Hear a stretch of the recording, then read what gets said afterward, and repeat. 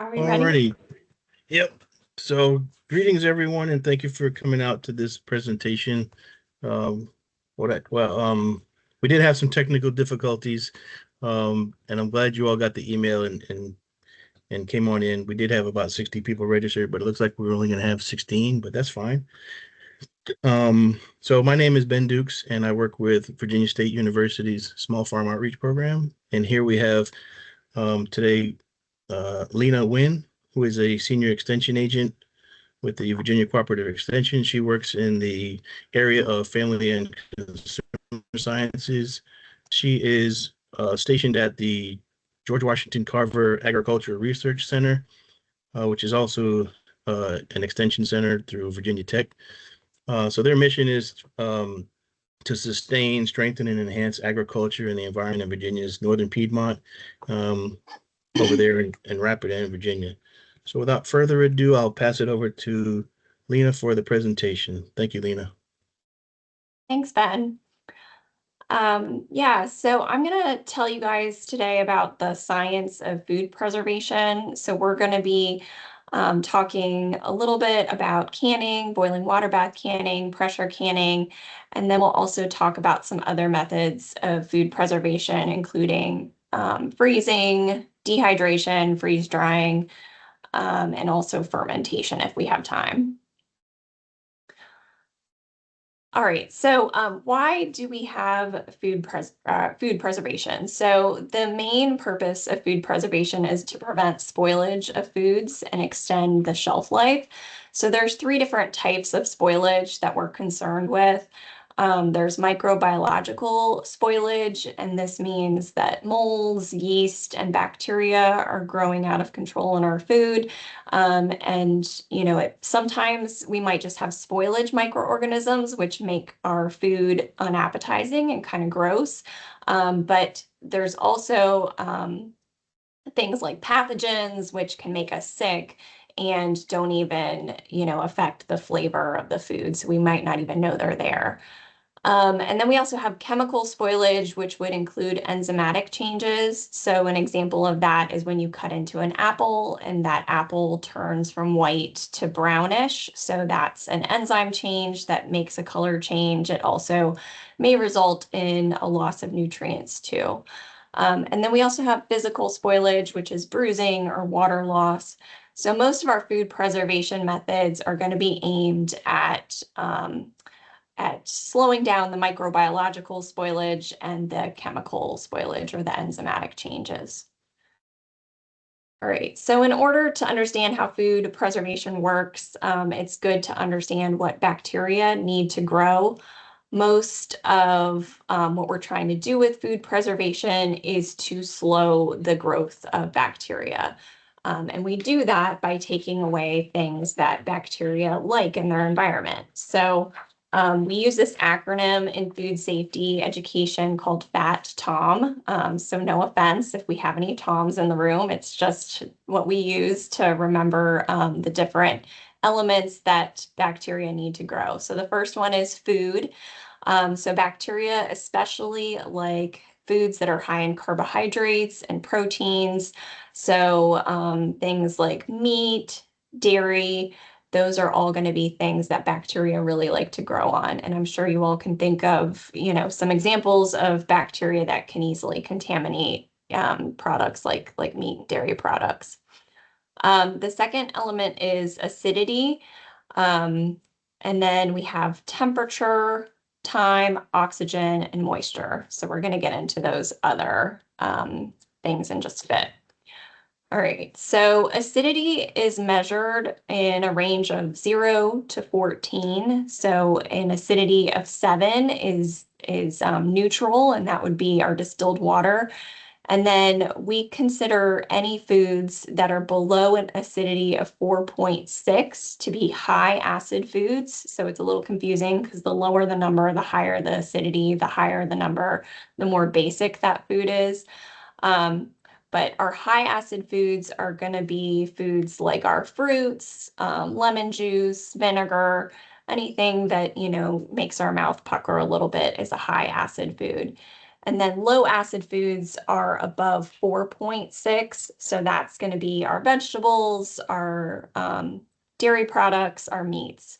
And this barrier of below 4.6 and above 4.6 is going to be important when we talk about the different types of canning. So usually, if it has an acidity of 4.6 or lower, we can safely boiling water bath can those products. And if it has an acidity of 4.6 or higher, we have to use pressure canning to preserve those products. All right, temperature is going to be really important for controlling bacteria growth too. So this temperature danger zone of 41 to 135 degrees Fahrenheit is the temperature range that the bacteria kind of thrive in. So we generally try to keep our foods below 41 or above 135, or preserve them in some way so that they can be shelf stable. So below 41 would be, in your fridge or in your freezer. There are still some bacteria that can grow in your fridge and your freezer. Specifically, Listeria is these days connected to a lot of food recalls with frozen foods. And then anything above 135, that would be your cooked food. So as we're cooking food, we generally try to get it through that temperature danger zone pretty quickly. And then if we're cooling it to save it as leftovers, we want to cool it pretty quickly and make sure it's stored at a correct temperature. So the time in Fat Tom is going to be how much time it's spending in this temperature danger zone. So generally, if something is in this temperature danger zone for 2 hours or more, we consider it not safe and we would want to throw it out. And these are, foods that are considered TCS foods, or temperature control for safety foods. So obviously there's a lot of foods that we can keep in our pantry that are shelf stable. And that's what we're aiming for with a lot of our canned products. But if they're not yet shelf stable, if we haven't preserved them, then we want to make sure they're not in that temperature danger zone for 2 hours or more. All right, so bacteria also often need oxygen to grow. So most of our spoilage organisms are aerobic, meaning that they like to survive in a atmosphere that's like normal atmospheric oxygen, the same type of oxygen that we breathe. A lot of our pathogens, so these are the ones that are not going to spoil the food, but they're going to make the food dangerous. So if we consume that food, we would get sick, but we may not even taste them. We may not see anything wrong with this food. They're going to be considered facultatively anaerobic. So they like environments that are a little bit lower in oxygen, and they're just a little bit more flexible. Sometimes they can survive in lower oxygen or higher oxygen, but they're going to thrive the best at like 5% oxygen. And then we have some bacteria that are anaerobic, meaning that they are only going to thrive in zero oxygen environments. And so the one that we're really concerned with when it comes to food preservation is Clostridium botulinum. We call it CBOT for short. And Clostridium botulinum, it sends out these spores when it's in like an extreme environment. And the spores are you can think of them kind of as the seeds of the bacteria. So they're just out there kind of waiting for the perfect environment so that they can start replicating. And unfortunately, when they do that, when they do start becoming active again, they also produce a toxin. So the toxin is called botulism. And so it's not necessarily the CBOT spores that is going to make you sick. If you consume those and they're not producing toxin, you should be fine. But it's when they produce the toxin that we have issues. So that's what we have to be really concerned with when we're doing things like canning, because when we can products, we're sucking all of the oxygen out of that jar to make sure that some of our facultatively anaerobic pathogens can't grow, but we've also potentially created an environment that is ideal for the CBOT spores to produce that toxin. So that's why we need to be careful and make sure that we're following validated recipes. All right, and then so the last element that bacteria need to grow is moisture. So usually we are measuring moisture with water activity.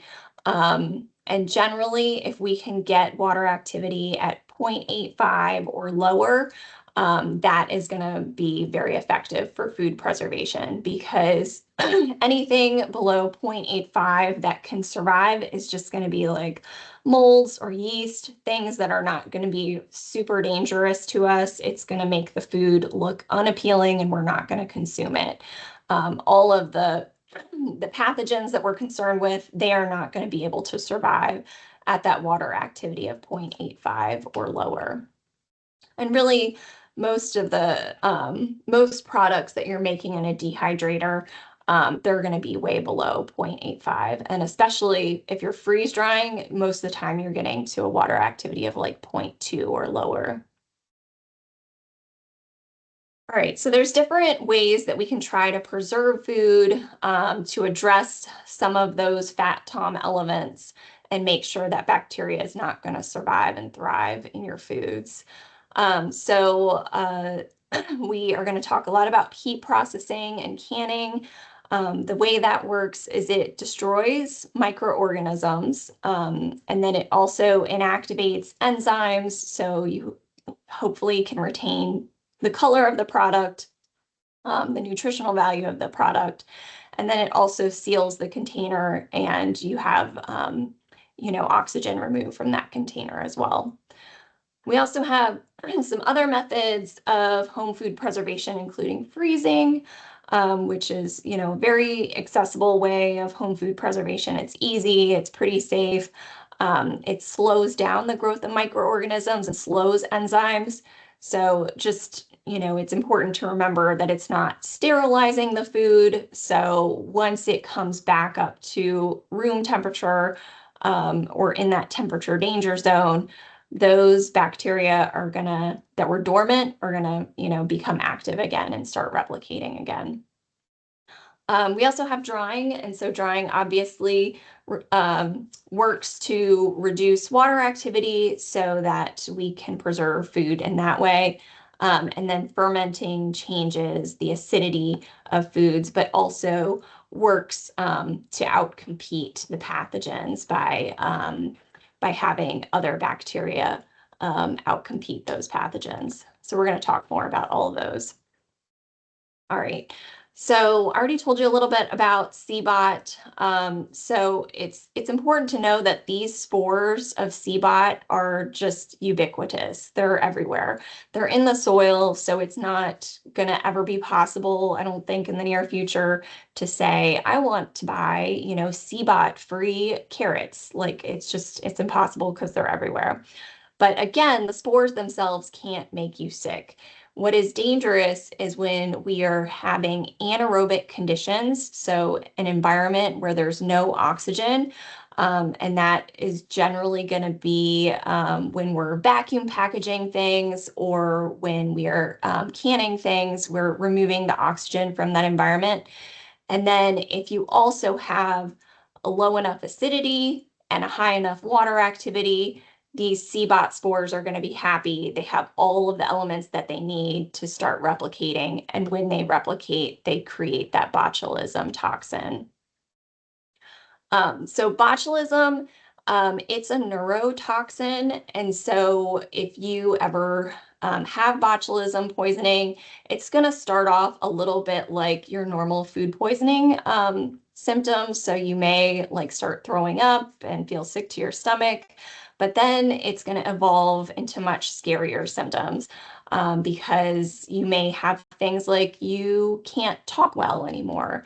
Your mouth doesn't move, and then it evolves into your lungs shutting down. So it can lead to death. Fortunately, it is very rare in the United States now, but the cases that we do see, they're almost always associated with improperly home canned foods. And most often it's because someone is boiling water bath canning something that is a low acid food. And as we're going to talk about in a minute, our low acid foods, we only want to can with pressure canning so that we can get the temperature higher and deactivate these spores. All right, so this is the scared straight section of this presentation. And then we'll talk about how we can make this food safely. So some recent botulism stories in 2025. In France, someone made a carrot cake using carrots that were improperly canned. So, you know, a lot of the stories that we hear from folks is, you know, I've always been doing it this way. I've never had an issue. And, you know, you can get lucky. This is a little bit like playing Russian roulette. You know, if you have been canning your carrots with boiling water bath methods for 10 years, you may have been fine until you get unlucky and all of a sudden you have botulism spores in your canned carrots. And a lot of people think, oh, I've already processed them. Now I'm putting them into cake. I've cooked them 2 times. Like this is, you know, going to be totally safe, right? But the issue is that while you can cook things and reduce pathogens to a safe level, once that toxin is in the food, you can't cook the toxin out. So that toxin was already in those carrots, and now it's just in that carrot cake. So in 2015, there was a really big outbreak. 29 people were sick and 1 was dead after eating potato salad that was prepared with boiling water bath canned potatoes. So again, someone's cooking those potatoes twice, but that toxin is already there and it's already done the damage. And then this case from North Carolina is, you know, one to share with someone that is maybe very stubborn and said, I've been doing this forever and I've never, you know, been sick. So this woman in North Carolina, she had been doing all of her canning in a boiling water bath canner for, I think, like 40 years. And she had this batch of carrots and she felt like something was not right. She just dipped her pinky into the carrots and tasted the tip of her pinky and she was like, oh, that's not right. I'm not serving this. So luckily she didn't serve it, but still just that dip of the pinky, she was hospitalized for 11 weeks, had a $200,000 hospital bill from that one little taste because she had botulism poisoning. So I'm not gonna share this video too, but I can share it in a link afterwards if you want to scare someone straight in your life. But this is a story from Utah. And this woman survived too, but she had, I think, a 90-day hospital stay. And her issue was that she did not have a functioning gauge on her pressure canner. So that is something that most extension offices offer as a free service. If you have a pressure canner, you can bring it into your extension office, test the gauge, and make sure that it is reading properly. Oh gosh.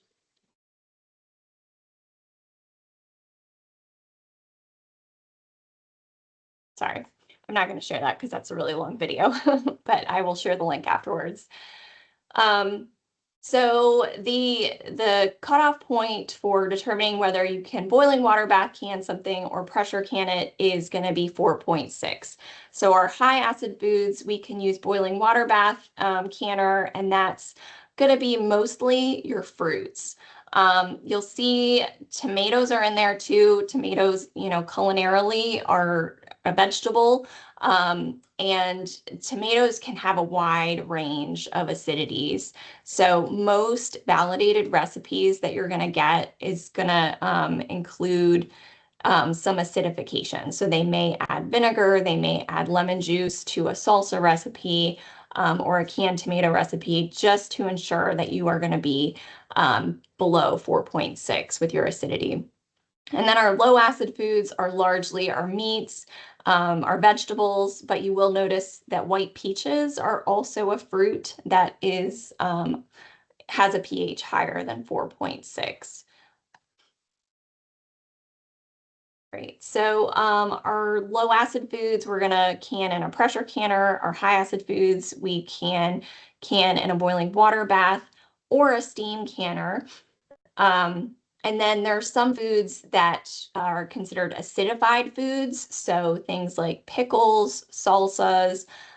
If we add vinegar to those foods, we can raise the pH or lower the pH below 4.6. And then effectively can those in a steam canner or boiling water bath canner. All right, so a boiling water bath canner is just a large pot. It has a rack at the bottom. Um, and so the pot has to be deep enough so that it can cover your jars with at least 1 inch of water. So it's not going to be recommended that you use just any pot that you have for making sauces or anything. Usually you buy a canner because they're very large. Um, and so it's going to process food at 212 degrees Fahrenheit. So that is where water boils at sea level. If your altitude is higher, then your water is going to boil at a lower temperature. And if you are at a pretty high altitude, then the recipe that you use is going to tell you to process that food for longer to take into account that your water boils at a lower temperature. So by processing the food in these jars in the boiling water, we are destroying microorganisms that spoil the foods through this process.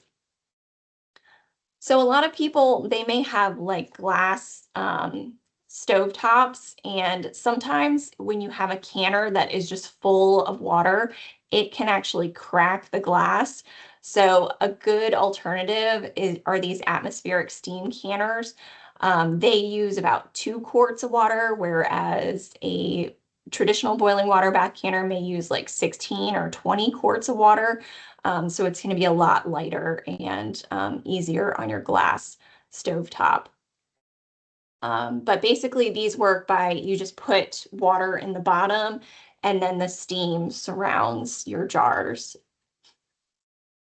So these have been validated by the extension services, but there is a caveat there that you shouldn't use these for recipes that require more than 45 minutes to process. But there's not many recipes that require more than 45 minutes to process, so you can do just about anything in these. All right, so pressure canning, you have to have a official pressure canner. You don't want to try to do this in just a pressure cooker that you have. But the way it works is we have that boiling water or the steam that surrounds the jars, but then when we add pressure, it actually increases the temperature. So we are aiming to get that temperature to 240 degrees Fahrenheit or higher. And that is going to be the temperature that deactivates those CBOT spores. So if we get that temperature to that, if we get the food to 240 or higher, then we can create a safe product. So generally that's going to be adding 10 to 11 pounds of pressure.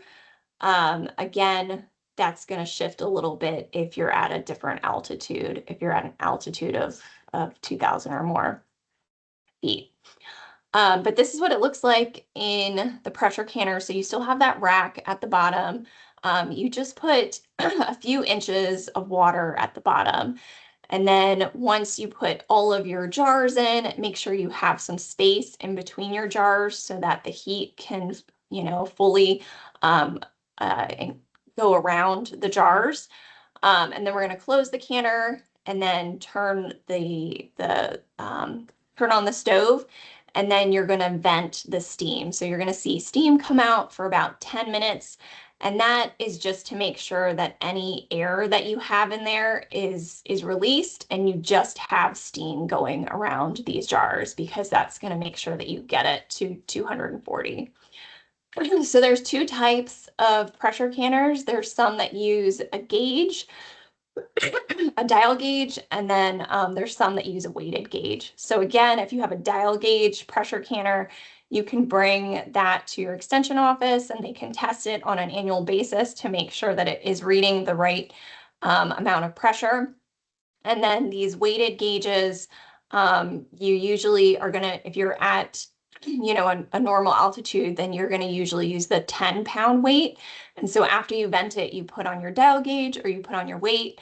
If you're using a dial gauge, you would try to heat it up to like 8 pounds of pressure and then kind of lower your temperature a little bit until it slowly gets to 11. 11 is what we're going to use for people that are, at an altitude of 2,000 or lower.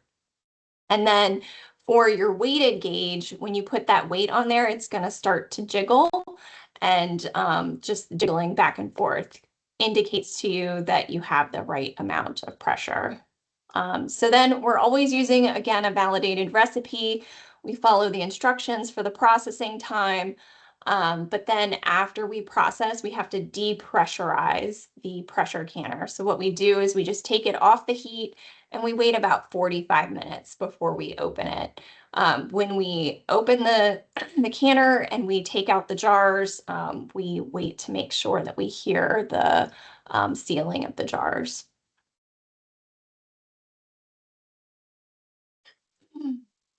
Right. So if for the weighted gauges, if you're over 1,000 feet in altitude at your location, and I do have a little QR code, I think on the next slide, which will tell you what your altitude is at your location.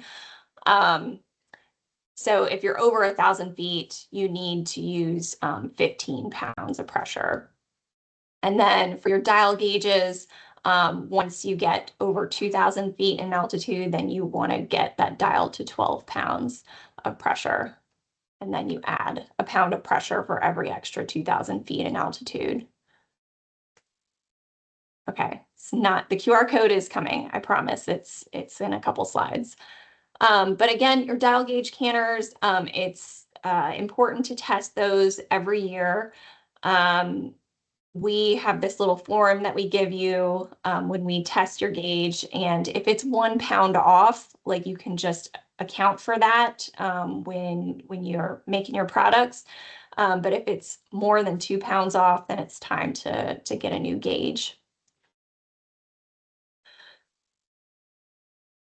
All right, so to prevent botulism when canning, all of the high acid foods, the things that we're gonna can with boiling water bath methods, you don't really have to be concerned about botulism because the acidity in that food is what is going to make sure that the spores can't grow. So anything below 4.6, those CBOT spores aren't going to be able to grow anyways. But if you have an acidity above 4.6, then we have to heat treat at 240 degrees Fahrenheit at sea level for low acid foods to inactivate that CBOT spore. So that's why we use the pressure canner for all low acid foods. And then we're going to adjust for altitude. So here's the slide with the QR code if you want to scan that and figure out what your altitude is. But just for some points of reference, if you're at Virginia Beach, if you're on the coast, obviously your altitude is going to be 0 feet. If we're at the highest point in Virginia, we're at 5,729 feet. And if you're in like Floyd, Blacksburg, you're probably around that 2,000 feet. And you do need to start adjusting for altitude again at 1,000 feet if you're using a weighted gauge, and the 2,000 feet if you're using the dial gauge. And then even again with boiling water bath recipes, it is important to know your altitude because generally the processing time is going to be a little bit higher if you're at a higher altitude. All right, so I mentioned several times that it's important that you have a validated recipe. So there is so much information on the internet these days, and a lot of it is not very good. So we want to make sure that if you are doing home food preservation, if you're doing canning specifically, that you're getting your recipes from sources like Cooperative Extension Systems, National Center for Home Food Preservation, the USDA Complete Guide to Home Canning, Ball, So Easy to Preserve. Those are all good sources of recipes. And when I say validated, that means that they are making those recipes in a lab, and then they're testing them to make sure that there's good heat penetration, to make sure that you get all of the parts of that jar to 240 when you make that recipe, so that you really can effectively address CBOT. So, other sources where you may find this information even better, because they're better at SEO sometimes than the extension services are, is going to be blogs, social media posts, and we just don't recommend that you follow them. They may very well be putting out validated recipes, but there's a lot that are not. All right. And so, if you like to do home food preservation, you probably also like to just experiment in the kitchen. And that's great, if you're making something that you're going to consume immediately. But with home food preservation, we really need to prepare the food as directed in the recipe. When we decide to take out sugar, we are actually affecting the water activity of that product. So what happens when we have sugar in a jam or a jelly is that the water will bind to those sugar molecules, and it reduces the water activity, which is a good thing for home food preservation, right? If we do things like take out the sugar, then we're opening up the possibility of having more mold in our product. If we, decide that we just don't want to add the lemon juice to the salsa because we don't like that flavor, then you may not get your acidity low enough, and you could potentially be at an acidity where those CBOT spores could start to form. So it's really important. There's a lot of recipes out there. So if you want a low sugar recipe, they do exist, but you need to make sure you're using a validated recipe. Um, Also, the size of the jar, the size of the food is really important for heat penetration. If you decide with these peaches, oh, I don't want them in slices, I just want them whole. Well, it's going to take a lot more time for the heat to penetrate to a whole peach than it is those slices. And so that could affect the amount of time that you need to process that product. So, said it several times already, but the most important thing that hopefully you get out of this presentation is make sure you follow a validated recipe and follow it exactly as it is written. All right, so jams and jellies, usually it's a combination of fruit, sugar, pectin, and some acid. Pectin forms a gel when in the right combination of acid and sugar. And all fruits contain some pectin, but there's a lot of fruits that contain more than others. So fruits like grapes and apples, they contain a lot of natural pectins. Things like strawberries, they hardly have any. So if you're making something like apple butter, you may not need to add any pectin because those apples already have a lot of pectin in them. But if you're making strawberry jam, you almost always want to add pectin because your fruit just doesn't have enough of it naturally. But if you are making something like an apple butter where you're not adding pectin, it's good to keep in mind that your fully ripened fruit has less pectin. So it's good to have about a quarter of the fruit in your recipe be a little bit underripe. All right, so this is, more about quality than it is safety. But if you have too much acidity in your jams and your jellies, you may have like runny jelly. If you have too little, you may have a separation, like you have liquid layer and then you have a jam jelly layer. Um, and then if you have low acid fruits that you're using and your recipe calls for lemon juice, it's important to use commercial lemon juice instead of fresh squeezed. Um, And then there are, some recipes out there for reduced sugar or sugar-free jams and jellies, but they're almost always going to be made with low methoxyl pectin, which is a 2-packet pectin, like you make a calcium slurry, and then you add that. So that is what is going to form the gel and make sure that you have something that's spreadable instead of just very soupy.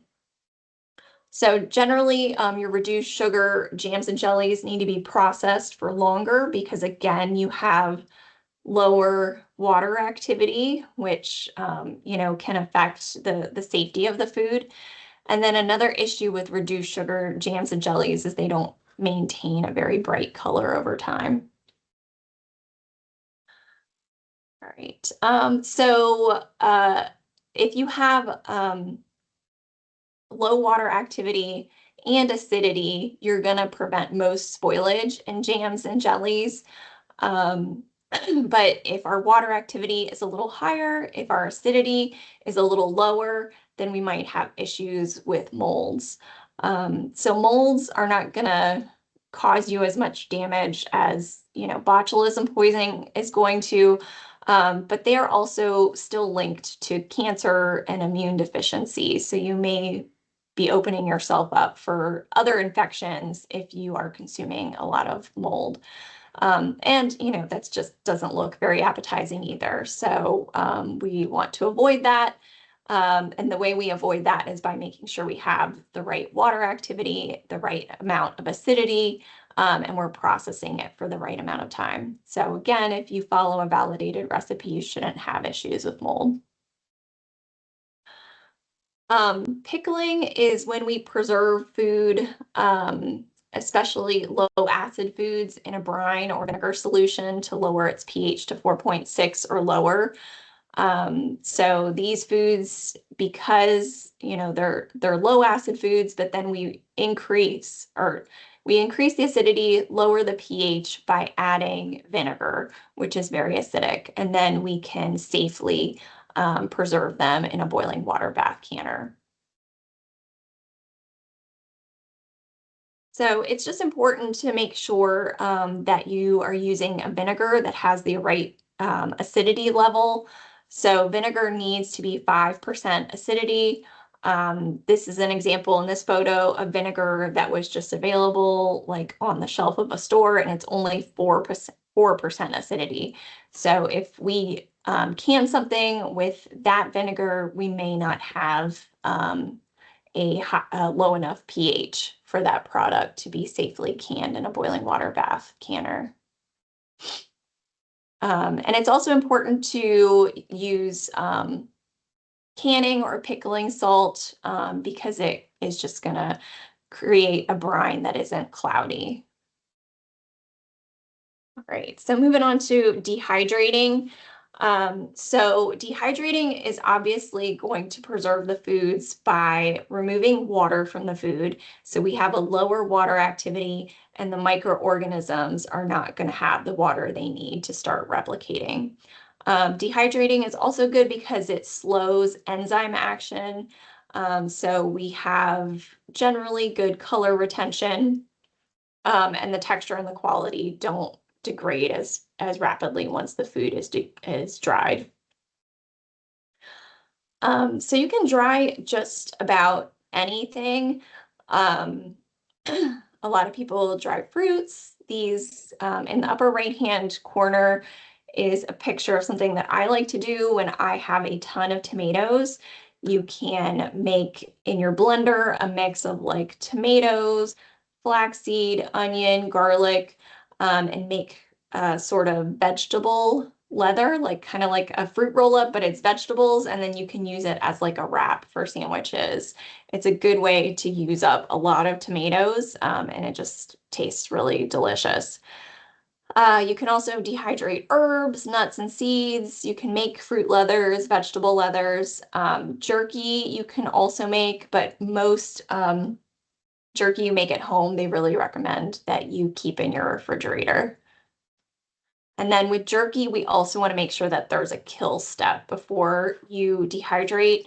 So as we mentioned, most microorganisms, they really like foods that are high in protein. So our meats are going to be susceptible to having pathogens like Salmonella or E. coli. So it's really important that we make sure we heat those up to an appropriate temperature, like just like we're making a burger or we're making, a steak, and then we dehydrate it. So there's lots of dehydration methods out there. The picture in the upper left-hand corner is actually dehydration in Zambia. So they live in an environment half the year where it is super hot out, super dry, it never rains, and they can actually dehydrate outside. I don't think there's any place in Virginia where this is going to be an effective method because even when it is very hot, we have a lot of humidity, so things are not going to effectively dry. Um, so in the absence of being able to do it outside, you can actually do it in a air fryer. Some people have figured out how to do it in their oven.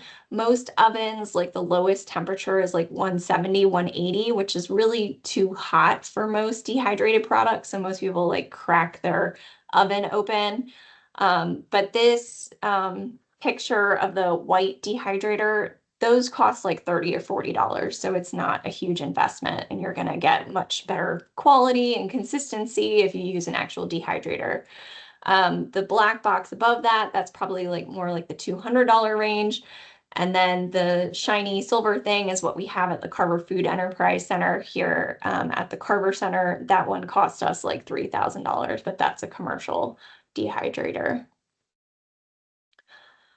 All right, so when we're drying fruits, it is recommended to pre-treat your fruit if you want it to stay a bright color. So you can do that with a sulfite dip. Ascorbic acid is just vitamin C, so you would mix that with some water and dip the fruit in that beforehand. Um, Fruit juice dips, honey dip, and syrup blanching, those are all effective ways too. Ascorbic acid is probably going to be the most effective and also the least likely to change the flavor of the product. And then once we dehydrate the fruit, we're going to want to condition it. So that means we'll put it in our jars or our bags that we're going to store it in. And then you want to shake it for 7 to 10 days. And that's just because there's some parts of the fruit that are going to be cut a little thicker, maybe weren't as dried out. And the shaking is going to make sure that moisture just, is equal throughout the whole product. All right, when we dehydrate vegetables, we want them to be a little bit more brittle. So they should, snap when you break them. We don't have to condition them because we're going to dry them out more. But it is a good idea to blanch most vegetables before you put them in your dehydrator. Blanching just means that we're going to put it in hot water for, maybe 10 seconds, put it in an ice water bath, and then put it on the dehydrator. The exceptions to that is going to be like onions, peppers, garlic. You don't need to blanch those things. So fruit leathers are a fun way to preserve some fruits.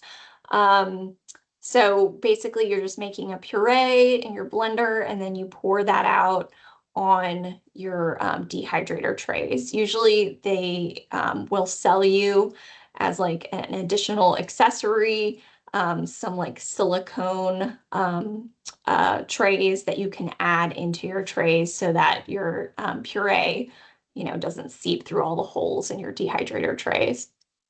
Um, and then the thing that's hard about fruit leathers is shaking them to make sure that the puree is distributed evenly because you may have some parts that dry a lot faster than others. And then fruit leathers are not going to be as shelf stable for as long as your dried fruits. So your dried fruits, they could be shelf stable for about a year, but then your fruit leathers, they're just going to have more moisture in them. So it's only going to be about a month that they are shelf stable. All right, so I'll tell you a little bit about freeze drying. So this picture of these freeze dried apples, this is from our Carver Food Enterprise Center. We do a lot of freeze drying there because we get a lot of donations of odds and ends of vegetables. And usually what we do is we throw them in the freeze dryer, we save them, and then once we have a big assortment of vegetables, we'll combine them into ramen topping bags that we give to food pantries. And then, so the idea is that when someone makes ramen, they just take a 1/4 cup scoop of their freeze-dried veggies, they add it to their ramen as they're cooking it, and it just boosts the nutritional value of that meal a little bit. Freeze drying is not as accessible as some other methods of food preservation. The equipment is pretty costly. The lowest cost freeze dryer is probably going to be about $1,700. The one that we have is cost us $5,000. But it's kind of the gold standard when it comes to food preservation because it's going to have the highest shelf life. So shelf life of 25 years because the water activity is extremely low in freeze-dried foods. It's also the best at nutrient retention. It is a long process though. So these apples, they took us, I think like 2.5 days, honestly, to dehydrate. And then also our freeze dryer is a little bit finicky. So if it gets a little bit of moisture in the in the door, then it won't form a proper vacuum and you have to like clean it out and then try again. So that's why it took longer than we anticipated with these apples. So how does freeze drying work? So it freezes the food to -30 to -50 degrees Fahrenheit. And then a vacuum pump pulls the air out of the chamber as the trays are slightly heated. And so through that process, you have ice crystals that transform directly into water vapor. Um, and so it removes a lot of water, more so than dehydration, which allows it to be shelf stable for so long because the microorganisms just they don't stand a chance with the low amount of water in these products. All right, so freezing is another method of food preservation that's easy and convenient. It just slows the growth of microorganisms, so they're still there. And once that food is thawed out, those microorganisms are going to start being active and replicating again, which is why when we're thawing foods, we really want to make sure we do that under refrigeration temperatures, or you do it very quickly in a microwave. If you're in a pinch and you need to thaw something out under running water, you want to make sure that water is continuously running and it's cold water. It's not hot water, because those microorganisms are just dormant. They're wet. They're ready to wake up and start making chaos again. Um, so generally, freezing can preserve foods indefinitely, but there's a difference between food safety and food quality. So over time, that food quality is going to go down a little bit, especially with high fat foods like meats. So you want to try to eat those within about 6 months. And then really for a lot of foods, the limiting the limiting factor with freezing is going to be the packaging. Sometimes the packaging breaks down before the food goes bad. So I'll just quickly talk about fermentation. So fermentation works to preserve food because we are causing an intentional growth of bacteria, yeast, or mold. And then at the same time that those bacteria, the good bacteria, are growing and out competing those pathogenic bacteria. So the pathogenic bacteria population is decreasing. And at that same time, the bacteria that is the good bacteria, it's converting sugars to lactic acid, which increases the acidity and decreases the pH. So we have a lower pH, so that is good to make sure that the pathogenic bacteria populations stay low. So examples of fermented products are sauerkraut, fermented pickles, kimchi, kombucha. So we have our food, and we're gonna have it covered in a brine, and then we're gonna make sure that no oxygen is getting in. And so the good bacteria, the lactic acid bacteria, is gonna start producing that lactic acid, acetic acid. The yeast are gonna produce some carbon dioxide gas or maybe some flavor compounds. So then you have a higher acid product, but you also have more of that good bacteria and a lower population of the pathogenic bacteria over time. So the great thing about fermentation is it's going to make that food safer over time, but it also adds some of those probiotics into the food, which is good for our gut health. One of the things to remember with fermented products is you still need refrigeration. So we're going to ferment it, depending on the recipe that you're following. And again, you have to follow a validated recipe from a approved source. It may take like 5 days to like maybe even a month sometimes, and you're going to do that at room temperature. But after that point, we want the fermentation to stop because there are some risks that come with over fermenting foods. And mostly it's going to be quality risks, but there are some really scary cases out there of people consuming too many overly fermented foods that are too acidic, and they like put holes in their stomach lining because they're eating so much acidic food. All right, so we have 1 minute for questions, if there are any questions out there. Hey, Lena, that was amazing. So much information there. Do you have to go at 11 or can we extend it for another 5? Yes, I'm fine to stay on for another 5 if people have questions. Okay, so I did ask people to put questions in the chat box if they have one. So I only came up with one, but before that, what I'm going to do is put in the chat the just a moment, the survey for this program. So this will take you to a link. It does say November 5th, which was our original date for presenting this. However, of course, it's today, but it's the same program. The only question I have was from Tamara, and I have a few myself, but from Tamara, she writes, I am not challenging the statement. She's curious, why can't you use fresh lemon juice? And I actually put an answer in there, which hopefully I'm right. But what's the answer to that, Lena? Yeah, I think it's because they pasteurize the commercial lemon juice. Right. So it has a process to it's processed basically. Yeah, Yeah. So yeah. Yeah, and I put factors like, you don't like fresh lemon juice, some people have them at room temperature, some people have them at refrigerator, some you don't know how old your lemons are, or even if they're store bought the day of, they're not processed to be pasteurized. right. So she says, love the info, going to make sure I use validated recipes. So that leads me to one of my questions that I had, the validated recipes. And from my understanding, is it the USDA that has the National Center for Home Food Preservation, or is it the University of Georgia? Yeah, that's out of the University of Georgia. It is.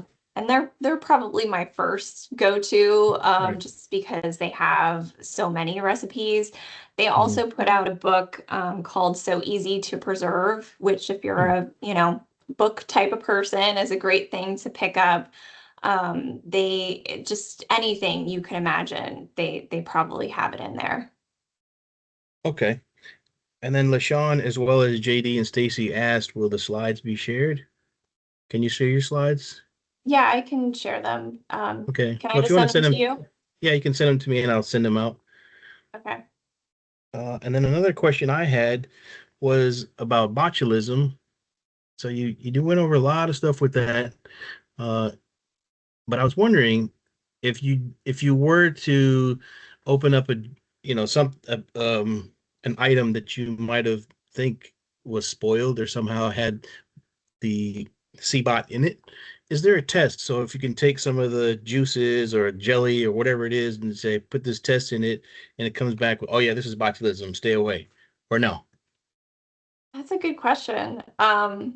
I don't know. I'd have to look that up and get back to you. Okay, that was one that I thought of when you were talking about it, because if like in the France thing with the carrot cake and um the potato salad, if there was like a test, which you know I don't think people are going to go around testing everything that they make, and maybe they'll test it in a batch before they, I don't know, can it or put it in a jar. But if there was a test, maybe of course that would prevent a $200,000 hospital bill, hopefully, if there Yeah. was some suspected contamination there. So So um quick Google search says that you'd have to send it to a lab because they have to do polymerase chain reaction uh, um, to test for the genetic material of the bacteria. So it's yeah, not going to be like, a pH test where you just get a, piece yeah, of paper and dip it in. yeah. Okay. Yeah, they have to put it in like the agar tubes and all that stuff and I assume see so. see what Yeah. grows out of that. Okay. Yeah, Yeah. lab stuff. Okay. One more that I had, and I don't see someone is typing, so there might be one more, but one more that I had was, do you have a really good recipe for the vegetable leather for those wraps that you said you make? Um, I thought those were really interesting. Yeah, so I'll try to find one of those and send it out too. The good thing, I talked a lot about using validated recipes for canning. Hmm. With dehydration and freeze drying, you can be a little more creative because the worst thing that can happen with dehydrating is you have like some yeast or mold and you're going to be able to see it. We're not going to have the issues with botulism because we have a low enough water activity. So I say that because I usually make it up. I usually Hmm. depends on what I have in the garden at that time, and then I'm just throwing stuff in the blender, and then I pour it, in the dehydrator and see what we get. But there are some recipes out there that I can share as well. Okay, thank you. So I do have one more question, and we'll wrap it up with this one. Emily asks, can you put bad batches or over fermented items in compost piles? Yeah, I don't see a problem with that. Yeah, I'd agree with that. Most people put a lot of stuff, and there are references from Extension that give you lists of what not to put in compost and what to put in compost. One thing that I've seen change lately was animal bones, but there's a little bit different process where you might want to bury it. But you know, I'd say if in doubt, just leave it out. But yes, there is a source, like I just mentioned, for composting that gives you lists of what should be composted and what should not be added to the compost. Like, of course, we do see some things that, like, I've seen like biodegradable plastics and stuff like that. I wouldn't put those in there, but if you wanted a separate pile just to test it out, maybe try that. But yeah. So with that, we will end the presentation, and we thank you all for staying and working through the challenges that we had at the beginning.